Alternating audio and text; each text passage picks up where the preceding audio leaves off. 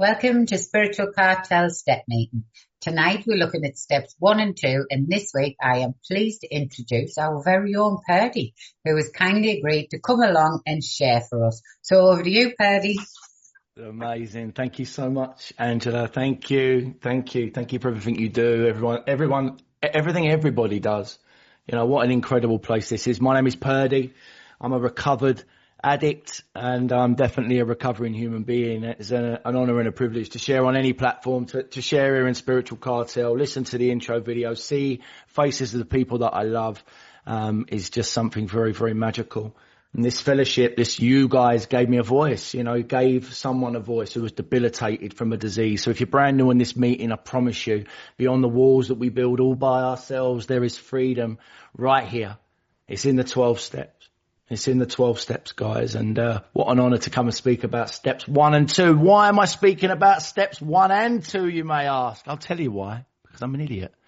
We booked the speakers for Spiritual Cartel, and Andy, I know we have a graph with all the speakers, and we booked like 2-3 months in advance. And I read the dates wrong, so I'd booked all the speakers for 3 months, and I'd missed step 2.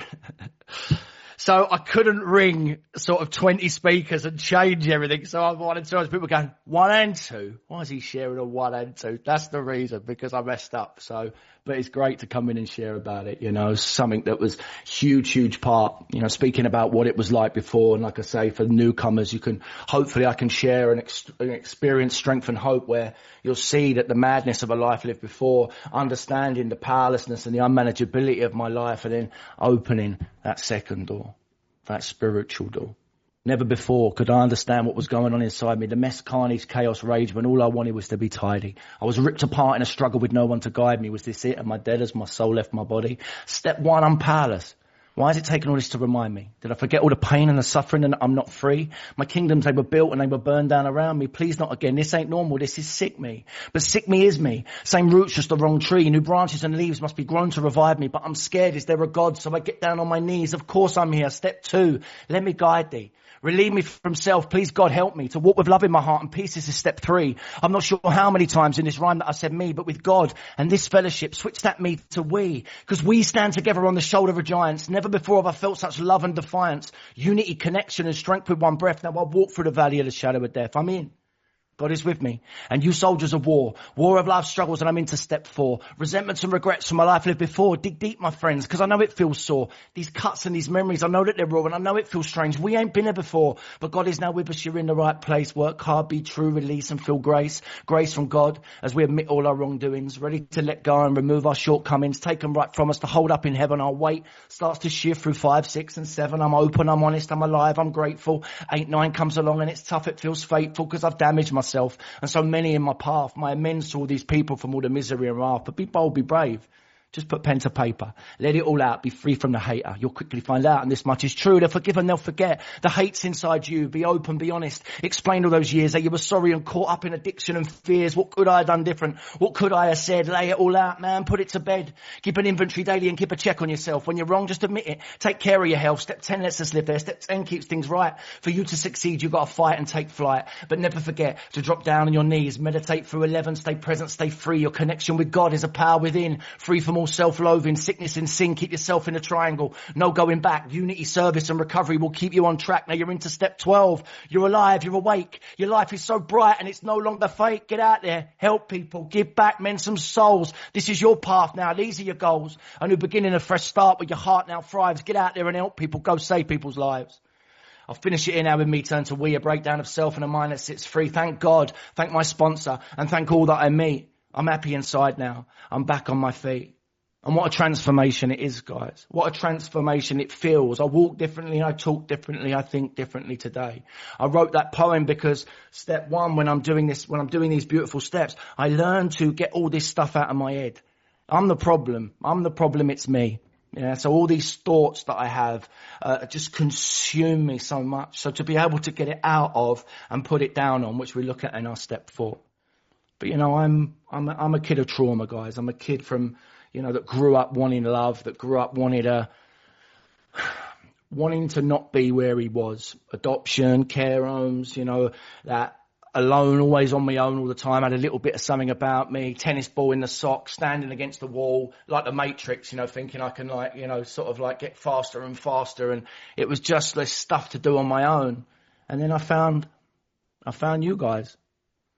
I found cocaine. I thought I didn't find cocaine earlier. I found music. 10, 11 years old, I went round someone's house and they had all these hardcore flyers all over the walls. You know, like hardcore, Stearns, Helter Skelter, Rhythm Station, Carl Cox, Dougal. You know, the whole wall was covered. And I was like, man, what's this? And he showed me all these tape decks. And in there he'd had recordings of all these DJs. And we sat there and listened to music. And I tell you what, guys, I was taken to another dimension.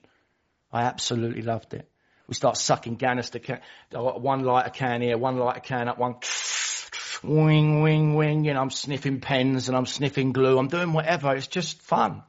Rolling joints, hitting bongs, and I'm, you know, when skunk come about, we'd have a bit of skunk. When speed was around, we'd get the Rizzlers and we'd drop the speed in the Rizzler and we'd, you know, we'd eat the Rizzlers and we'd sit there talking to each other all night.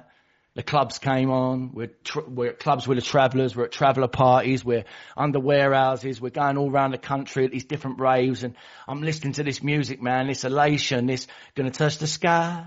You never been this high. Dun, dun, dun, dun, dun, dun, dun, dun. And I'm in the rave and we're eating out of our faces and I'm rubbing everyone's faces and I'm giving them a big cuddle and everything's okay. Acid comes on the scene and oh my God, I remember sitting on a hill once and I thought I was a cow. And I'm sitting there and I'm having this acid and all of a sudden I'm sitting there with my friends and I'm on all fours. And I look down and I see the grass and I think, yeah. And I lean down and I take a great big bit of grass in my mouth and I chew it. And I remember looking at my mate going, I get it. I understand why cows do it. You know what I mean? It's fun. It's fun back then. It's life. It's what I don't want the life that I had before. So I've found a new life. But what happens is, something starts to change. Drink and drugs disguise themselves as a party. I get into crime. I have to start fighting for my drugs. I get into a ring of people or a group of people where I'm, you know, 13, 14 years old, maybe 15, maybe a bit older. I can't quite remember, but I'm being paired up with people in rings and I'm having to fight. No, I'm a big teddy bear. I really am, but you know, I had to do some really violent, nasty things to get paid in drugs, you know, to get high. And that puts a darker twist on what was once a beautiful arena. Crime becomes a part of my life. I'm nicking cars. I'm working with people. I'm moving from pillar to post in different places. I'm in these dark and dingy flats. You know, I'm smoking crack. I'm injecting heroin into my arms. I'm out on the rob and weapons involved and just what happened. What happened to the elation and the time of that time before, the rave, where I found unity. Just like, it amazes me, like a warehouse, you know, a warehouse full of unity, a warehouse full of ravers, and there was no fighting. It was a beautiful place. Who would have thought 40 years later, you know, I'd find my solution in a warehouse full of you lot, full of ravers, full of drug takers. You know, we find this beautiful because, you know what, we just get a little bit lost in the middle, right? And I got completely lost. Caught up in a pursuit of happiness, not knowing left from right, becoming part of life, so I couldn't see that I had a problem. Drink and drugs was just something that I did. I ended up, you know, I ended up in a lot of trouble. I ended up in prison. Prison is part of my story, and I remember making a firm resolution when I come out of prison that I'm never going to do this again. That I'm going to change my ways. Drink and drugs not even part of the scenario, and they're not the problem. I just need to change who I'm with. If I stop knocking about with Singo, everything's going to be all right. You know what I mean? So if I just park him and then I'll move to that area, then everything's going to be okay. But you see, every single time I take myself with me, I come out and meet a woman and we have we have a relationship and we get married. See, it's caught up in the pursuit of happiness. Everything I've ever wanted, I've had, but I can't hold on to it. I can't see it. I can't see the truth. I'm always searching, I'm always looking, I'm always hunting, I'm always wanting, I'm always needing something to fill this hole in my soul, this great big hole that can never be filled. So I've had moments where I could have had happiness in my life, but I can't hold on to it because I'm powerless and my life is unmanageable. So I meet this woman, we have 2 beautiful children. I remember holding each of my children and saying, at that time, I'm still drinking and using. We're getting into fights all the time because I keep letting her down and I keep frothy emotional pills and promising that everything's going to be okay. And she gives me another chance. And then I remember first having my kids and holding them in my arm and arms and crying and say, you know, I'll make sure that everything's okay. I'll never, ever, ever be the father that I had. I'll never be that person. And I'll become just that. If you don't heal from what hurt you, you'll keep bleeding over people that never cut you. And the steps teach me that, especially as I get into my 4 and I see my part. So I keep bleeding on people. I keep, you know, coming up with these excuses. There's a liar that lives inside my mind that convinces me that everything's going to be okay. Even my beautiful babies, you know, my beautiful babies who I absolutely love and adore. And I couldn't hold on to them. And I'm getting messed up in this 10-year marriage, and it's a constant fight and a constant battle. And she's an alcoholic, and then I get the phone call when I'm at work one day saying that she's taken her life. And I have to. I went back to that and had to sit my kids down. I was talking to Kimmy about this story the other day. I had to sit my kids down and tell them what happened. And I couldn't stay around for them. So messed up from this disease that I leave the care of my kids with her mum and dad, and I terrorise London. I'm an agent of chaos. No one can control me. I'm a wild animal. And I'm out there doing all these things that I couldn't even be there for them after something like that happened. Because that's this disease, guys. I'm sick. And thank God when I came into these rooms, someone told me that I wasn't very well. Thank God for the doctor's opinion. Thank God for this beautiful big blue book. Thank God for people working 12 steps. People that come into these rooms and say, mate, because you've all got a story. Every single one of you on this screen has got a story. Everything you say is valid. Everything. I remember the first thing that I heard when I came into the rooms, because my story is crying my eyes out, begging someone to help me because I want to rip the noises out of my head. I can't survive. I can't live like this. I'm debilitated. I can't talk. And my life is a mess and I just wanted help. And it was like, please, someone help me. And I mean, suicide is part of my story, guys. You know, a second marriage, another 2 kids. I'm 42 years old. She leaves me. I'm caught up in this power struggle trying to get her back, you know, even though she said every time you hurt me, you take a little piece of my heart. And I promise and I lie because I'm the great Dr. Jekyll and Mr. Hyde, as the book says. I'm the liar. I'm the manipulator. I'm the stealer. I'm the thief. I'm the promiser of dreams. Because that's what I want. More than anything, like Pretty Woman, I want the fairy tale. I want everything to be okay. I want everything to be perfect. But you see, there's such a darkness of my soul. There's such this underlying, you know, disease of self which runs through me, selfish and self-centered to the core, that I can't see that I've got a problem. And then what happens is when that person who falls in love with me, because you will fall in love with me, you will fall in love with me because I'll lay there in bed with you at night and I'll tell you everything's going to be okay, and I'll stroke your hair and I'll rub your feet and I'll build all these dreams with you and these hopes, and I'll go out there and I'll take you shopping and I'll look after you and you'll think I'm the best thing in the world. Oh my God, he's brilliant. You tell your family that I'm brilliant. I live up to that with your family. Your family fall in love with me. They call me Uncle Purdy. My expectations going up here. And then I burn it all to the ground. Every single time. And then I try and claw it, and then I separate myself away from the family. Then I create a rift with that family. Then they don't understand why I'm doing it. Then I'm crying to this woman saying, oh my God, you don't understand me. You're just going to hurt me like they used to hurt me. Then I feel guilty because I've shown weakness. And then I'm in this mix and mess of absolute carnage and chaos in my mind, which is all nonsense, by the way. But it's all reality when I'm living it. I don't see that until I come into a 12-step fellowship. She leaves me. She leaves me. Can you believe it? And a year and a half later, after she'd left me, she met another person. I mean, the cheek of it. I went off my head. Couldn't believe it. I was chasing her around. I was ringing her up every 5 minutes. I remember I bumped into him in a restaurant once. And they were scary guys. And I tore that restaurant apart. I made them feel so scared. 2 people. As well as everyone else around me. That's not me. That's not what I am. But it's what I do. It's what I do with alcohol and drugs. That's what I do when I show up in self. I can't see it. I'm just lost. I'm completely and utterly alone. I've done it all to myself. I can't see it. It's everybody else's fault. And I put a rope around my neck. I put a rope around my neck because I just don't want to live anymore. And fortunately, after a few minutes up there, I was found. I ended up in hospital. I couldn't talk for a long time. And what did I do when I come out of hospital? I sniffed cocaine and I drank. because I don't know how to do anything else. That's all I know how to do. I'm, that's the alcoholic life is the only normal one. The reason that I came into fellowship is because someone found me. Someone found me 4 days into a bender, heart beating out of my chest, where I just wanted help. And I came on to, he said, mate, you need help. You need to join this meeting, CA, online. And it's there I heard it. It's there I heard my story. So earlier on when I said that every single one of you has got a story, I truly mean it, because I come on, I didn't hear some big profound spiritual scripture or some well-spoken verse or a phrase out of the big book. I heard a woman crying her eyes out saying, please help me. Please, someone help me. And she started crying. And I really felt something across the screen, Zoom screen. I recovered on Zoom. And I heard this exchange of energy through the screen, and I thought, that's my story. And it pricked up my ears, and it said, get a big book, get a sponsor, put your number in the chat. And I thought, oh yeah, okay, I'll put my number in the chat. And someone rang me. Not a philosopher, not a great scholar or a doctor. A one-tooth crackhead from South London saved my life. Who'd have thought it? Armed with the facts, He come in and he said, Purdy, and I'm crying my eyes out going, I don't want to live, I go. And he said, come here, man.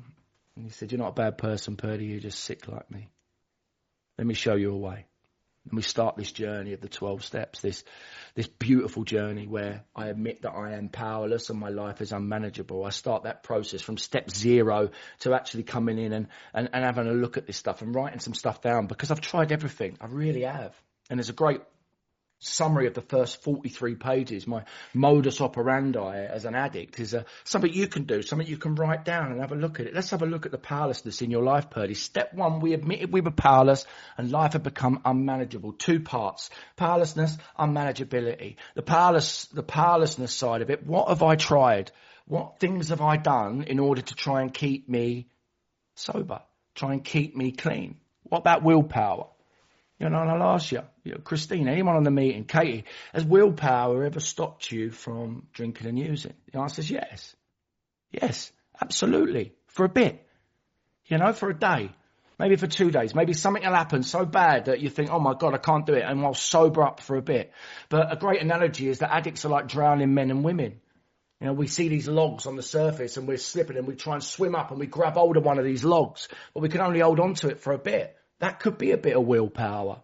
That could be a resolution or an oath or a promise or a contract that I make to someone, to my loved ones, to my family, to my kids. Oh, I promise you, baby, I'll never do it again. Darling, if I ever act like that again, if I ever behave like that again, you've got permission to leave me. Okay, how kind am I? You've got permission to leave me. Yeah, until it happens. Until that misery go round happens again. And in that moment, I'm telling the truth. I'm telling the truth. I'm a hopeless addict. I do not want to drink and use anymore, but I can't stop because I'm sick. And if you're sick, it's okay. We are sick. And there is a spiritual solution for this sickness. So I've made these oaths. I've made these promises. I've made these contracts. I've tried to control my using and my drinking and my thinking and my behaving by my great mind, which tells me, don't get an 8-ball tonight, Purdy. Get that. Look, it's 8 o'clock. You've got to be at work at this time. Don't get an 8-ball. Get half. And then I ring the dealer 17 times, getting 17 halves. And I'm 3 days later, I'm curled up in a ball, crying my eyes out. I haven't been to work, or I have been to work and I can't breathe and I can't. Every single time I do exactly the same thing. This harm reduction and this substitution strategy that I have in my mind. If I only take beer tonight, if I only drink cocktails tonight, if I only take a bit of gear and I don't have any drinks, these marvellous mind of Purdy will come up with all these different scenarios and different ways that I'm going to be able to beat it this time, that I'm going to be able to drink like other people, as the beautiful big book says. So no amount of ill health is going to stop me. No amount of sickness is going to stop me. I could be wired up to ECG machines in a hospital and talking to the doctor, and the doctor saying, you need to calm down, whatever you're doing with your life. And I'm young and I'm feeling like I'm having a heart attack, and it doesn't make any difference. It makes no difference. I know people that have died from this disease and it doesn't make a difference. I know I've put a rope around my neck, as I told you earlier, and it's not enough to stop me from drinking and using. So why do I think I'm the power? When I'm sitting there with my ECGs and the doctor's saying you can't do this anymore, I've had those warnings. Doctors, lawyers, employers, counsellors. Purdy, you've got to stop, you've got to slow down. Family, loved ones. You know, I try to change my environment. I try to, you know, avoid people, places and things. Like I said earlier about Singo, it's all your fault. It's you guys' fault that I'm here. If it weren't for you, if it weren't her, if it weren't she was treating me like that, everything would be okay. If I wouldn't have been abused and mentally and physically tortured when I was a kid, I'd be okay. That's not the truth. That's not the reality. So I can try and do this stuff, but it makes no difference. I could try counselling and therapy, all wonderful and beautiful things. And I never, ever, ever go at those things. But for me, when I did it at that time, the manipulator turns up, the liar, the 1,000 different masks, the 1,000 different suits. He turns up to this thing, this parade, and he puts on this show. This avatar comes out. I might have a few tears. I might talk about some deep and dark stories of my youth and things that happened to me. And I might feel, you know, really sad for a bit. And then I pay my money and I walk out that door without a solution every single time. Every single time. I can try rehabs, I can try spas, I can try spiritual retreats, I know war stories and fear, like I say, of people that have died from this stuff. Friends, I lost, in that group when we were young, there was 5 of us and there's 3 of them lost their lives before they were 25. You know, hard drug takers, mixture of crime and drugs and everything else, but, you know, they lost their lives. Is it enough to stop me? No, I'm invincible. I'll try a new relationship. I'll try and get a new set of friends. I'll get a new sponsor. I'll start having sex more. You know, I'll get someone, I'll have another baby. Yeah, I'll have another kid. That'll sort it out. I had 3 beautiful boys. I had a girl. And I remember when my little girl came around, that was it. That was it. Like the 3 boys, I know I'd promised them, but that didn't happen. But when she came along, God, like praying to a God, you know, thanking a God that I don't believe in, some make-believe character up in the sky. I'll talk to you more about that in a minute. That's my old thinking. So make-believe characters, but I'm going, God, thank you so much. It's what I've always wanted. And I'll do it again. Wow. You know, I can go to church, guys. I've sat in churches before. I've sat there in the quiet and I've gone there when things are really bad, when I feel like my life is completely utterly over, when I've burned everything to the ground yet again. I'll go and find a bit of solace in a church. I'll find quiet within those walls. I'll look up, I'll have a moment and I'll pray. But most of the time I leave there without a solution. I can have a sponsor. I can have a bodyguard. I can have a mentor. I can have a life coach. I can have a recovery coach. You know, I can attend meetings, 90 meetings in 90 days, meeting makers make it. All beautiful stuff, all great stuff. And you know, I love this meeting. I love meetings. I love the fact that we get to come together and hear, experience, strength and hope. What is step 1? I'm like you, you're like me, but I don't do it no more. You know, and that's what our experience, strength and hope shares as we go through this beautiful thing. You know, we start to talk about this stuff, but it ain't going to keep me sober. Yesterday's spiritual experience ain't going to keep me sober. Yesterday's shower ain't going to keep Purdy clean today. Those birds, flock of birds that flew over 2 days ago, which made me realise I can't hold on to that spiritual experience. I need to live this stuff every single day. Every single day. No amount of self-help books is going to help me. No amount of personal development courses are going to help Purdy. No recovery movie is going to help Purdy, even though I absolutely love a movie. I absolutely love it. And in that moment, I'll do it. You know, in that moment, I'll have a little bit of sprinkle of willpower. The pursuit of happiness will be on, and Will Smith will be there with his kid, and he'll be up against the fence, and he'll be looking down at him. You know, there's that time when they slept in the toilet, and I thought about, you know, me, and I get all teary, and then there's a bit where he's on the fence, and he's looking at his kid, and he's like, you can be anything you want to be. And then all the feelings come up of the dad that I haven't been, and then a little bit of mixture of self. Yeah, do you know what? I can be anything I want to be. It motivates me in that moment. I get a little sprinkle of my own willpower, a little bit of motivation from something else, a bit of music hits me in a certain way, and all of a sudden I'm off again to the races. No wonder I crash and I burn every single time so badly. You know, I put everything up here, and then when normality hits, which normality is normality, you know, the problem's not the problem, it's my problem with the problem. That's the problem. That's what this is. It's how I show up to this stuff, how I react to this stuff, and it's only fellowship that teaches me that. I go out there and I build this case and I build this story that everything's going to be okay, and I go after it. I get caught up again in the pursuit of happiness, and when it doesn't happen, I crash and I burn and I feel worse than ever. I can try and read and study this big book, but it wouldn't matter if Bill Wilson himself sponsored me. It wouldn't make the blindest bit of difference. He could ring me up and he could ask me how my stuff's going. He could ask me to do inventory. He could ask me how my meditation was, what my prayer, and I could lie through my back teeth to him. I could absolutely lie to him. It comes from deep inside. I need to do this stuff. And I'm an intelligent guy. I'm not a stupid guy, you'd think. But no amount of intelligence, no amount of education is going to stop me from drinking and using. These frothy emotional appeals that I make, these interventions, these threats, these ultimatums that are, like I said earlier, babe, if you leave me, I promise you, if I do it again, you can leave me. These unbelievable stuff. I'll get up with a bit of positive thinking sometimes. I'll wake up and I'll go, and I'm in a good mood. I might have had 4 or 5, used to call them black days, dark days, where I'd be in a complete and utter, Bill talks about it, page 8, no one can tell of the loneliness, despair I felt in the bitter morass of self-pity. When I'm in that moment and I can't get myself out of it, I might have a day where I have a bit of light. I used to call it a light day, and it was like a bit of positive thinking. And I'd want to change the world. I'd want to change everything about my life, and I'd go after it. And I couldn't make it happen. I couldn't do it. Every single time I would crash and I would burn. I'd self-talk. I'd do gratitude lists. I'd, have recovery tattoos. That's a good one. Yeah, my whole body is covered in tattoos. A lot of them are recovery. The 7 deadly sins inscribed into me. The black rabbit, the lost soul, the vampires, like all these things when I'm in the moment, be here now in a place of love, not fear, OMS, spiritual stuff, hearts, stuff all over me. My kids' names, I'm just sitting there going, have your kids' names on your Purdy, that'll do it. And then every time you want to drink or use, just look at your kid's name and know that you can't do that. And I'll give it, and the liar will go, that's the one. Right, off we go. And I'll be sitting there having me tattoo and it'll work. I'll look at it and I'll do it. And then 1 day later, 2 days later, I'm busted up, I'm curled up in a ball again. I'm powerless and my life is unmanageable. I've made, frothy emotional appeals to people. But no amount of guilt, no amount of bloody shame, no amount of remorse of the things that I've done is going to stop me and prevent me from picking up another drink or using again. I could have a good day, I can have a bad day, makes no difference. You're all coming with me. Michael, Stacey, Katie. If I've got money, I'll share it. I'll splash the cash. You're all coming with me. If I've got no money, I'll beg it. I'll borrow it. I'll steal it. I'll rob it. I'll manipulate it. I'll find it from anywhere just so that I can get high. I'll try and keep myself busy. I'm literally caught up in these thoughts of what it was like when I did it last time. They're gone. They're eliminated. They're deleted from my psyche. I don't remember the bashed up and beaten Purdy when he's curled up in a ball and wanting to die. I don't remember that. I don't play the tape forward. I just keep living this stuff all the time. I've been to prison. It ain't enough to stop me.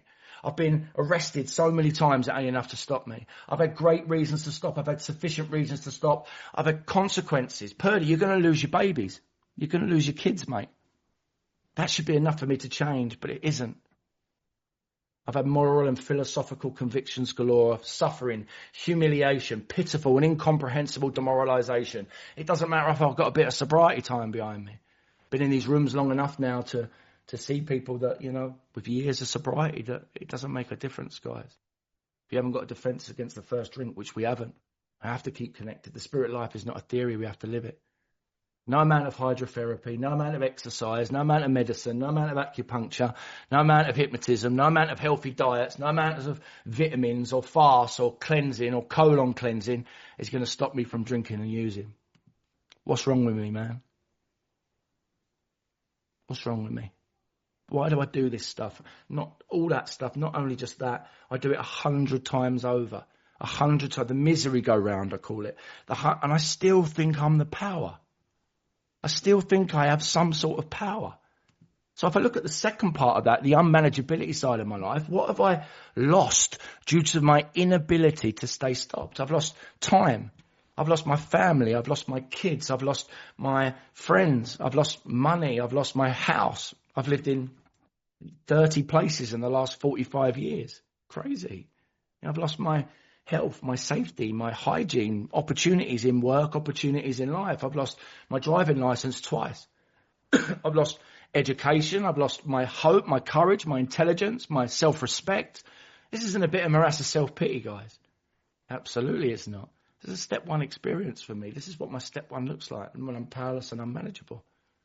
I need to understand that, my life is unmanageable. I've lost all my self-esteem. I've lost all my self-improvement. I've lost all my self-control. I've lost all my responsibility for my kids, for myself, for me, my reputation, my freedom, my morality, my spirituality, my God, my faith, my sanity, my humanity. Bang, all out the window. Gone. Now, most people in life, one of those things will be enough for you to change your course of direction. Purdy, you're going to lose your kids. Shit. We're not like other people, and we have to smash the idea that we're like other people, because all of a sudden, if I could course change and course correct that quickly, we would. But we don't. And that's because we're sick. But you know what? Like it says on page 25 of the big book, there is a solution. And thank God for the 12 steps. Thank God for that second door. You know, that door of hope. That door that opens up to came to believe, because I was lit up after step one. You know, I'll go through this thing and I'm sort of going, yeah, because nothing gets more difficult than step one, right? You've lived it, you've breathed it, you are it. It's like the anxiety, the depression, the pain, the suffering, the humiliation, the existence of a life before. And in step two, it says, came to believe in a power greater than ourselves could restore us to sanity. What does that mean? From the insanity of step one. And it also says, came to believe. See, I don't draw forth the deeper meaning in the words early days. Came to believe. Not Purdy. Purdy's 1 week into fellowship, and I sit in the lotus position for about 90% of the day. Chanting. Every now and again I open my eyes and I think I can move things like cups. I go, there's something wrong with me, man. It's like this creation of whatever it is. Just want everything to be okay and happy and perfect and beautiful. You know, and that's what I do. So I'm sitting in the lotus position. I've got a bad back. I'm sitting in the lotus. I'm flicking through meditations. I go like, well, I don't like that bloke. No, his voice is all annoying. What's she wearing? I was, well, no, I don't. I'm spending 45 minutes to an hour looking for meditations on YouTube. You know, like I'm getting more and more twisted up all the time. You know, whereas I just need to understand. And beautiful teachers in this program teach me. One of them I'm very close with, to breathe. You know, to reestablish a relationship with my breath. Came to believe. Reestablish a relationship with your breath. If we don't breathe, we die. All that noise, all that nonsense, all that carnage, all that chaos, all that suffering that we create. Page 133, we are sure God wants us to be happy, joyous and free. We cannot subscribe to the belief that this life is a vale of tears, though it once was for many of us. But it is true. We make our own misery. God doesn't do it. Avoid then the deliberate manufacture of misery, but when trouble comes, cheerfully capitalise it as an opportunity to demonstrate his omnipotence. Came to believe. All this manufactured misery that I create, I get an opportunity just to breathe again. Or to learn to breathe, to learn to meditate just by breathing in and out, just to re-establish a relationship with my breath. And something very magical happened with me in step two, guys. You know, lack of power is my dilemma. I need to find a power by which I could live, not exist. And it says that deep down in every man, woman and child is the fundamental idea of God. Absolutely. I pray to God when the chips were down, when I've been thrown out of another house, when my kids didn't want to see me, when another relationship was torn to shreds, when I wanted to kill myself, when I was in a prison cell, when something didn't go how I wanted it to go, I'd go, God, please get me out of this one. God, please help me. God, please put it. Who am I talking to? Who are we talking to? It's there. It's deep down. It's a fundamental idea. And at first, a flimsy read, it talks about, you know, it's a bit flimsy. I come into these rooms and people are going, I've been touched by God.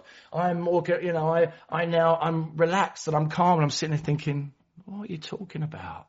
You know, it's a flimsy read at first, but it becomes very powerful and very beautiful as I came to believe, as I let it go, as I do the process of the steps, as I work these steps thoroughly and live them.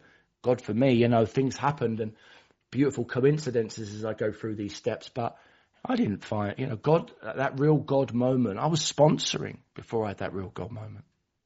People would go, you can't do a step 4 until you've done a thorough step 3. I'm not having a go at anyone that says that, by the way. I don't believe that because that's not true of me. Years into it, that's not my truth. The truth is I was doing it. The truth is I was getting on my knees. I see, God, I offer myself to thee to build with me and to do with me as thou wilt, relieve me of the bondage of self. I was sure. And there was something there, but I didn't get to feel it until I'd worked these 12 steps, until I started working with others, until I felt this real power come in, until this moment hit me. And it was like, wow. And there is this magic. There's this magic of the universe. And that was my first to this step 2 experience, the power and the energy of Mother Nature, of Earth. There's a great story in Chuck C's book, you know, about 2 fish swimming around in the ocean. Because this power, this energy, this Devi, this love, this reality, this great reality is around us. It's everywhere, yet we can't see it. We can't see it. We're blocked. Calamity pomp, it says in the book, sex, drugs and rock and roll. I don't see the truth. I can't see the truth. There's a lie that lives inside me, my step one, that convinces me. So I can't see the truth. I come into fellowship and I start to see the truth. I start to do these things that ain't too cool for school. Hug trees. I mean, who hugs trees and then sits there and talks to the roots? And think, me! Now, but before you wouldn't have caught me doing stuff like that. But now I get to roll around in it. I get to be a part of it. I get to witness and feel it in its true magic and nature. There's a great story from Chuck C, as I was talking about a minute ago. He talks about these fish, two fish, and they're swimming in the ocean. And a third fish swims up. And he says, "Hey, fellas, isn't the water great?" And the two fish look at each other and they're like, "What's he talking about? What's water?" So they swim the seven seas asking all the fish they'd encounter what water is. And no one knows what they're on about. No one knows. How do the fish not know what water is? It's all around them. And that is a miraculous thing, is step two. It is all around us. The metaphysical magnificence, the power of the universe, the power of the truth. I get to witness it and feel it now and breathe it. I get to look out my window. I've just moved back to a place that I grew up, where I'm 5 minutes away from these beautiful beaches, and I can walk down there and spend time with Kim here and baby rocks and finding all this stuff and witness nature, hear the sea, listen to the sea as it moves through the stones, sit there on the beach, eye level look at the horizon, look at the sea and listen to the waves as they come in and just make that little sound, look into the distance and see the cliffs and the rocks, look up and see the clouds. I'll bet next week anyway. That's all right, Christina. And look up and see the sun, look at the trees, witness the power of Mother Nature all around us. You can go deeper and look at the flower, the colourful, which attracts the insect. The insect, as the flower opens up, that lands on the flower. The bird that sees the insect because the insect makes a sound. The bird flies down and picks up the insect, takes it away, feeds its young. The great cycle of life. I don't say I witness all of that, but I can imagine, I can see it all being there. I can hear it in the silence and the stillness of nature as I'm watching and observing this stuff now. As I'm living here in a place of love, not fear. The distance, there'll be hills, there'll be trees. If I was in other countries, there'd be mountains, rainforests, beautiful aqua parks, deserts, animals in abundance like you've never seen before, cycle of life, all living, coexisting and working and, in that great cycle of life. The four seasons that come in and out, the thunderstorms and the lightning and the rain and the things that I now like to go and kneel down in and open my arms up and just feel the energy and the power of those rain and that thunderstorm as it soaks me. And I can be in that moment right there. And it's wonderful, it's magical, it's the truth. The four seasons that come in and out. The difference in the weather, the difference the way that the sun, the moon that controls the tides, the sun's out, the sun goes away, it turns to darkness, the moon comes out, the stars, the solar systems, the galaxies.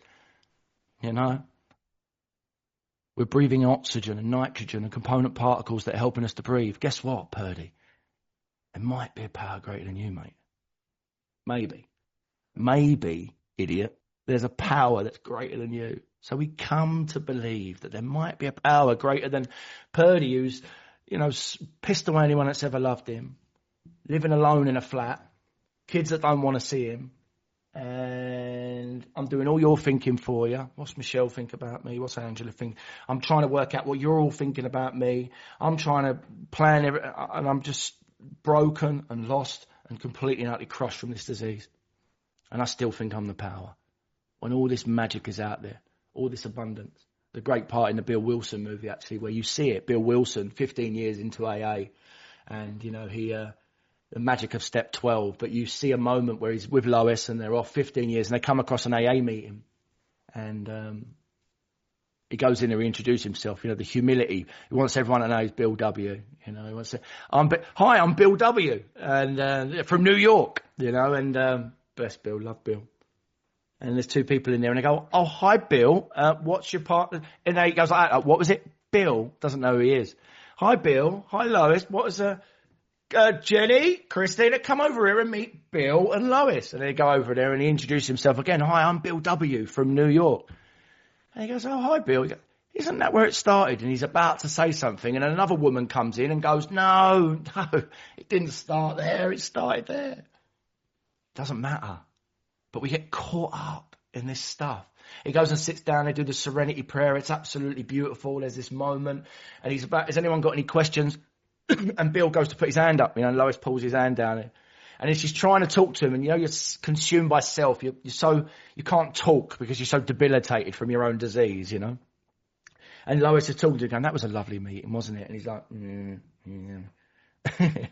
And then she looks at him and goes, "You're really unhappy that they didn't know who you are, aren't they?" And he's like, "Yeah." He goes off, and then something magical happens. There's a guy sitting next to him, and his name's Fred. Now, I love this because all Fred does is all the stuff that's going on with Bill, the great Bill Will, needs everyone to know is all the things that are going on. How can people not recognise me? All this noise and carnage and whatever, and then all of a sudden the camera, when you're in the movies and it's focused on me, and in the background there's someone blurred, and all of a sudden it switches like that. I love that. It's like that out of self thing, and it switches to a guy next to him called Fred, and Fred looks at him and goes, "I want my kids back. I want my kids back." And Bill W becomes Bill in that instant. He turns around, knee to him, and he says, "Hey, bro, my name's Bill. Looks like you need another meeting. How about you have a meeting, me and you, one-on-one?" That's what I get to witness in here. That's the magic. All the noise, all the carnage, all the chaos, all the stuff it's all nonsense. It's all narrative. It's all stuff that, as we get into this program and clear away the wreckage of our past, it just isn't in there anymore. And I see it in you. I see it in you guys. You're the miracles. Mark Houston talks about a story where him and his mate go duck hunting. And he goes there, and him and his mate, they take their dog with him, and he shoots a duck, and the duck falls to the middle of the pond, and the dog walks across the water, picks the duck up, comes back. Doesn't say anything. He shoots another duck. Duck falls to the middle of the pond. The dog walks across the water, picks it up, comes back. And he says to his mate, "Do you notice anything weird about my dog?" He said, "Yeah, your dog can't swim." He misses the miracle. He misses the miracle of the dog walking on water. That's what I get to witness in these rooms every single day. Coming to believe in a power greater than me. I get to witness it in you guys. You're able to get up. You're able to, from the misery and the depression and the suffering of a life before, you don't live there. Step 12, after having had a spiritual awakening, a profound shift in consciousness, I don't want to drink and use anymore. And what better is you've actually got some purpose and you can come in. It's all part of this 12-step journey, which if you're brand new, like I say, it's magical. Come in. But that's that. Step 2 for me, it was an incredible process. Something very magical happened in my step 2, which I'll share about it quickly, and then I'll shut up. Has anyone ever seen as well the Michelangelo painting of the hand of God or the creation of Adam? It's another great one to look at. And on there, you'll sort of see God, and he's up in the corner, and his arms all reached out, and you've got Adam laying on earth, lackadaisically, like all limp and connecting, straining to connect with, the great consciousness. And it's just like, it's a beautiful picture. And it depicts the sloth in human being. We're too lazy to initiate that get up and go, that connection with the divine. And I promise you, it's beautiful, absolutely beautiful. So I went, I'll finish on this. I went, I was actually doing a step 4. Bit consumed with, how am I going to get all this down on paper? You don't know what's happened to me. I was in the fight. I've ceased fighting anyone ever. I'm not at that stage yet. And this is early on in my 4. And I wasn't praying. I wasn't meditating. I didn't do a grateful list. I didn't do anything. And I finally connected with my sponsor in the afternoon. And he asked me that, what was your prayer like? What was your meditation like? I said, look, it's all very well. I ain't got time. You're not listening to me, Mr. Sponsor. I ain't got time today, I've got to do this. And, and it's like, oh. Anyway, we had this conversation, and he says, you need to connect. I closed my eyes, I breathed, and the sea was calling. I kept seeing the sea, and I thought, get up, get your step 2, came to believe in a power greater than ourselves could restore us to sanity. Get your butt up, get down there, and go and jump in that sea. I went downstairs, I took my towel, I jumped in that sea. I walk back over, and I'm like a vampire. I only come out at night. I don't really talk to people, but I'm in recovery now. I'm starting to talk to people and go, morning, and things like that. You know what I mean? I'm like, I've had this transformation. I'm early doors. I'm like saying hello to them. I'm picking up litter and stuff. It's like, what's going on here? And I speak to this woman, and she went, hello, darling. You all right? Well, you been for a swim? I said, yeah, just been for a swim. She said, oh, I see you and your kids around, because all my children are back in my life today, guys. I'm daddy again today. I'm present. I'm, I have a loving partner. I have a loving relationship with my children, and thanks to you guys, thanks to God, thank you to the 12 steps. But this woman asked me, she said, you come over here with your kids, don't you, a lot, and you take them to the beach? I said, yeah. She said, I'm getting a little bit old now, darling. She said, I've got a little beach up down on the beach there. It's got surfboards in it. It's got kettle. It's got all this stuff in it. Anytime I live at number 9. Anytime you want it, knock round on my door and I'll give you the keys. I still didn't think anything of it, guys. I remember walking back up to my flat and it hit me like, what just happened then? What just happened then? You know, I'm in self. I'm consumed again by this disease, and I take myself out of it. I reconnect with the steps, come to believe in a power greater than myself can restore. I action it. Action heals the soul. I go out there. I make this thing happen, and then this coincidence that we talk about, which is God's way of remaining anonymous, happens.